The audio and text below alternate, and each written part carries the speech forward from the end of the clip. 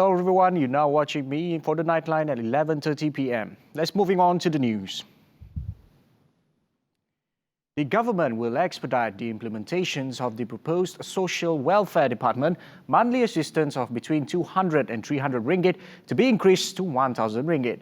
Prime Minister Tan Sri Muhydin Yassin said he would ensure that under the carrying government, eligible recipients would have the same opportunities to have a quality life like other members of the society. Tan Sri Muhydin Yassin said persons with disabilities is included in this group of people who will benefit from the increase.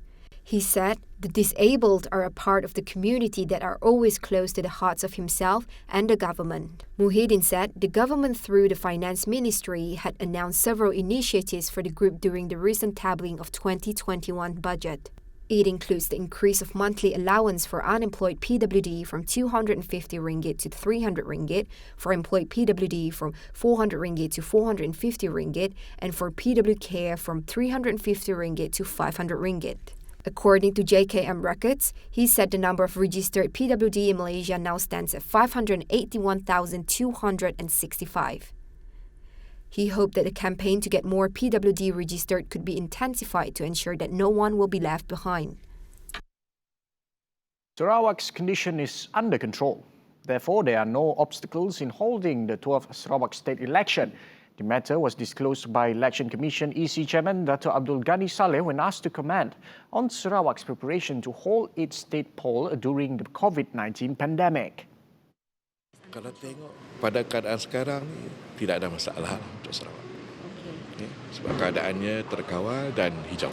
Di Sarawak ini keadaan COVID begitu terkawal dengan syarat-syarat kemasukan yang begitu ketat.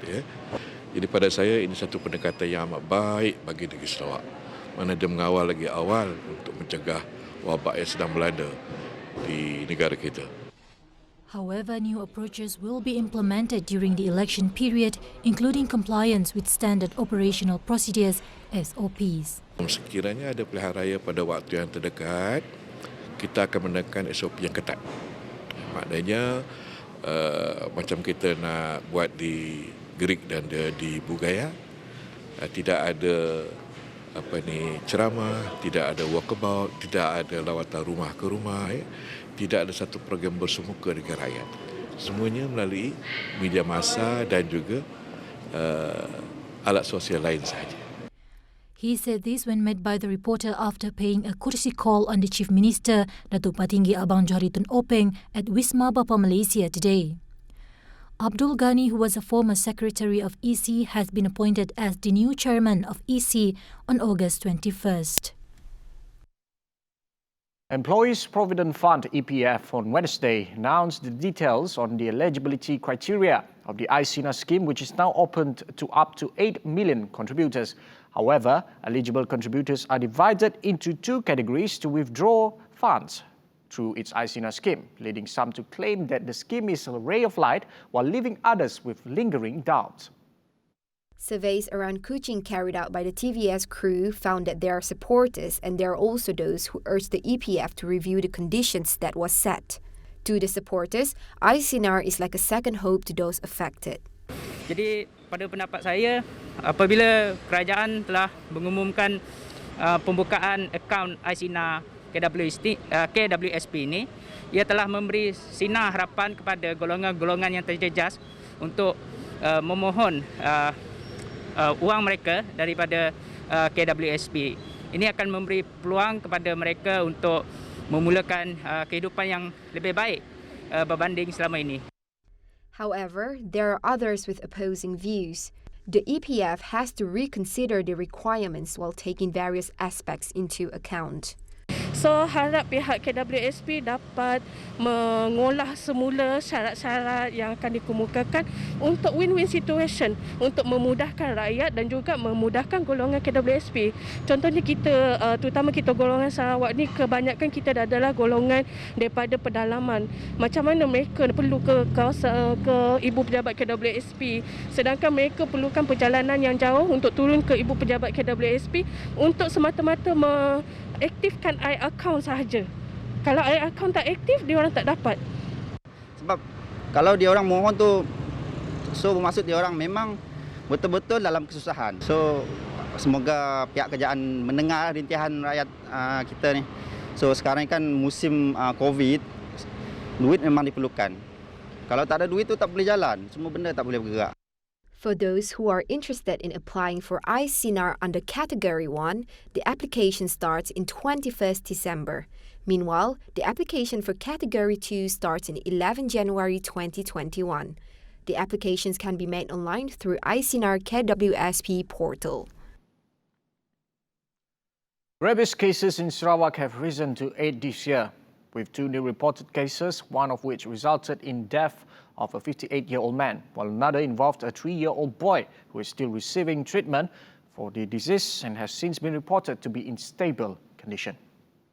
Health Director General Tan Sri Datuk Nur Hisham Abdullah in a statement said the 7th case involved a 3-year-old boy who was bitten on his face by a neighbor's dog on November 2.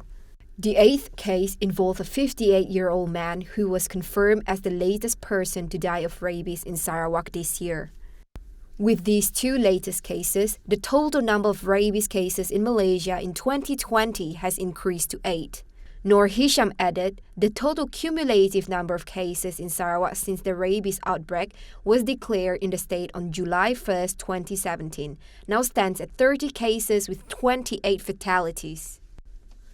Meanwhile, Assistant Minister of Local Government and Housing, Dr. Anwar Rapai said the rabies situation in the city is alarming as almost half of the samples taken have tested positive for the disease. After 104 random samples taken so far, 50 of them were positive for rabies. Dr. Anwar added the number of dog bite incidences and stray dogs being caught by the local authorities had also increased during the first 10 months of this year. An unfortunate case of sexual assault has been swiftly met with justice after a man was sentenced to 22 years jail and 8 strokes of the rotan by the local court for raping his 13-year-old daughter twice in August. The accused pleaded guilty in front of Judge Jason Juga after his charges were read by the court interpreter. According to case facts, the accused raped his 13-year-old stepdaughter twice in August at Rumah Sambau, Nanga and Tulang. The court was told that on the day of the incident, the victim's mother stayed overnight in town to sell vegetables.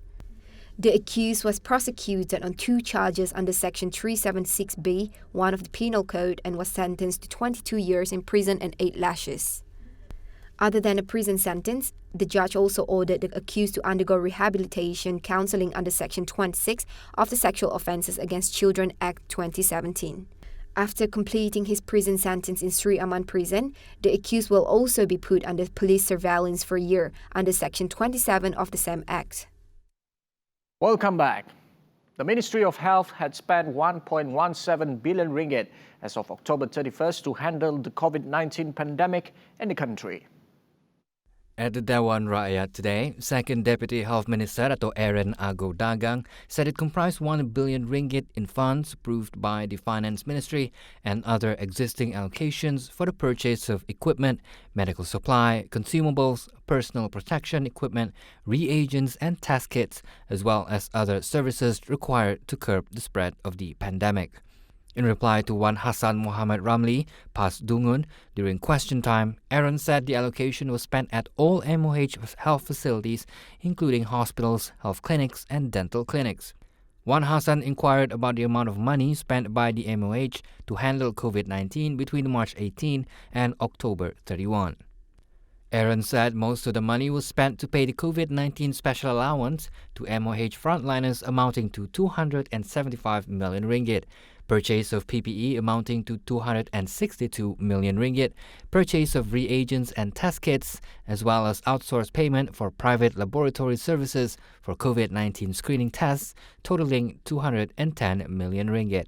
He said the expenditure did not include the emolument for healthcare workers involved in the treatment, control and prevention of COVID-19, which was included in the existing allocation for the Ministry of Health. 4 new clusters were detected on Thursday, 2 in Lahad Datu and 1 each in Tawau and Selangor. According to Health Director General Tan Sri Dr. Nur Hisham Abdullah, The first cluster that was detected in Petaling, Selangor was named the monsoon cluster after testing a symptomatic individual who has thus far infected 19 individuals. 11 deaths were recorded, bringing the total death toll due to COVID-19 to 376, or 0.54% of the total number of positive cases. Meanwhile, in Sarawak, Syrian division has reverted from being a green zone to a yellow zone after one new case involving an Indonesian citizen was detected on Thursday.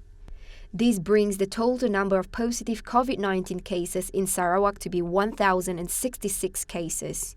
Kuching and Miri divisions remain in the yellow zones with a total of 4 local transmissions detected in the last 14 days. Meanwhile, 37 other divisions remain green. Interpol has issued a global alert to law enforcement agencies around the world, warning them that organized crime networks may try to sell fake COVID-19 vaccines or steal real supplies. The Global Police Coordination Agency said it had issued an orange alert to police forces in its 194 member states, warning them to prepare for vaccines to be targeted both physically and online. It said the pandemic had already triggered unprecedented opportunistic and predatory criminal behavior. Interpol warned of a new wave of criminal activity in relation to the falsification, theft, and illegal advertising of COVID-19 vaccines. The agency called for close coordination between health regulators and law enforcement as vaccines come closer to approval and distribution so as to ensure the safety of the supply chain and identify illicit websites selling fakes. Meanwhile, Interpol Secretary General Jurgen Stock said criminal gangs plan to infiltrate or disrupt supply chain and also target the public via fake websites and false cures that could pose a significant risk to their health, even their lives. The accommodations that is provided to 1.4 million or 91.1% of foreigners in the country actively infringes on the Workers' Minimum Standards of Housing and Amenities Act 446. Minister of Human Resources Datuk Seri M. Saravanan said the statistics are very worrying, especially when the nation is facing the COVID-19 pandemic. Act 446 enforcement operations will be carried out continually and employers who defy will be taken action against. No compromise. Meanwhile, Senior Minister Datuk Seri Ismail Sabri said accommodation certificates will be the precondition for employers wishing to hire foreign workers to be enacted on July 1, 2021. Ismail also reminded employers that Act 446 does not only apply to foreign workers but also locals. The Sarawak government and Petronas will sign a commercial settlement agreement on the issues of the state's sales tax and oil mining laws on Monday next week. Chairman of State Consultative Committee Dato' Amar Asfia Awang Nasar in a statement said the committee earlier today were briefed on the commercial settlement agreement by a representative of the state government involved in the negotiations with Petronas. The federal government, the state government and the Petronas in May 2020 have agreed that the issues relating to the imposition of state sales tax and the state's decision to regulate oil mining in Sarawak under state laws should be resolved without going through the legal process. However, the legal actions commenced by Petronas and the state government were withdrawn in August this year. The federal government then formed a joint committee headed by the Senior Minister for Works and the Minister of Finance to facilitate the discussions between the state government and Petronas, which have later brought to the agreement of the terms of the commercial settlement. Welcome back. The government has allocated a total of 100 million ringgit for maintenance and upgrading of Islamic schools, which includes Tafiz registered pondok schools as well as Sekolah Agama Rakyat SAR in the country. Butiran B11 yang disediakan adalah sebanyak 922 juta ringgit berdasarkan amalan digunakan untuk membiayai langkah tambahan yang diumumkan dalam ucapan belanjawan 2021. He said this in reply to a question from Kulai MP Teo Ni Ching, who wanted to know details of programs or activities under Supply 11 of the Federal Government Revenue Estimates 2021. He added, Among the measures that are also funded under this allocation is the additional requirement of 120 million ringgit for the improvement of supplementary food program students from poor families. He said the allocation was provided mainly for programs to help vulnerable groups to increase their income. Terutamanya bagi program peningkatan pendapatan bagi golongan rentan, menangani isu sosial seperti penderaan kanak-kanak dan gelandangan, serta pelbagai langkah yang menyumbang kepada kesejahteraan rakyat termasuk perluasan subsidi pengangkutan awam bas, geran untuk taska, pusat aktiviti warga emas serta perkhidmatan ATM bergerak bagi pendalaman terutamanya di Sabah dan Sarawak. Malaysia has the ability to produce almost all the basic foodstuffs it currently needs. Based on the national food production rate, the subsistence level for chicken and duck, chicken eggs and duck as well as fish was more than 90%. Deputy Minister of Agriculture and Food Industry, Datuk Seri Ahmad Hamzah said the country had reached a self-sufficiency level of more than 100% for local fruits and vegetables, except for mangoes, coconuts, cabbage, chilies and ginger. Ahmad said the ministry had identified several new approaches in the agriculture sector, including the rice, crop and livestock and fisheries industries. He added the new directions included optimizing land use and increasing the application of modern technology. These are involved in developing quality varieties for the rice industry, as well as developing vegetable and fruit commodities for domestic and export purposes. Meanwhile, increases in meat and milk production will be achieved through the establishment of the National Ruminant Board for the livestock industry and increases milk production through dairy pilot projects in 5 dairy valleys. Bahan makanan lain seperti daging lembu, beras, sayur-sayuran dan buah-buahan beriklim sederhana seperti kobis, bawang, apple dan orange, negara masih bergantung kepada import bagi memenuhi keperluan domestik. The Cebu Flood Mitigation Project (RTB) will be implemented in 5 phases at a total cost of 675.7 million ringgit. Deputy Minister of Environment and Water, Datuk Dr. Ahmad Masrizal Mohamad said Phase 1 and 2 of the project have been completed, while the third phase was still in progress, and as at November 25th, it was at 32% complete. He said this in response to a question from Oscar Ling Chai Yu in the Dewan Rakyat. Ahmad Masrizal said for phases 4 and 5 of the project, the ministry through the Department of Irrigation and Drainage applied for funding under the 12 MP and the 396 million ringgit project, if approved. He said the river maintenance work is under the jurisdiction of the state government and the federal government, assisted in the form of small river conservation projects for states with flood problems. Projek Tempatan Banjir Cebu bagi fasa 4 ini memang dibiayai oleh Kerajaan Persekutuan tetapi dengan kerjasama Kerajaan Negeri. Kerajaan Negeri Sarawak memang telah memperuntukkan sebanyak 120 juta ringgit dalam RMK ke-12 untuk pelaksanaan RTB Cebu fasa 4 ini. Peruntukan ini disegerakan kerana terdapat keperluan mendesak dalam menangani masalah banjir buruk yang kerap berlaku di kawasan berkenaan. Serba Dynamic Holdings Berhad's subsidiaries have secured 9 contracts across the region, of which 5 contracts have a combined estimated value of about $114.3 million. Serba Dynamic Holdings Group Managing Director, Group Chief Executive Officer Dr. Muhammad Abdul Karim Abdullah in a statement said the projects secured have strengthened the group's order book and allowed it to conclude the 2020 financial year with the certainty that it would maintain its financial performance.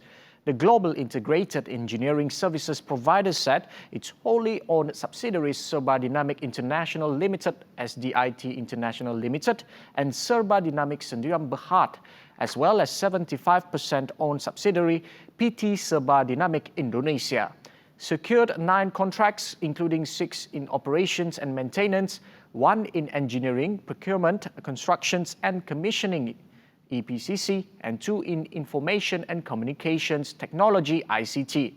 Of the projects, 5 secured contracts have a combined estimated contract value of about 114.3 million US dollar, equivalent to 465.9 million ringgit. Well, that concludes the Nightline for today. I'm Ruben Gomez. Stay tuned for tomorrow 5 p.m. with Shira Abang Mansor. But that's all for me. Anytime, anyway.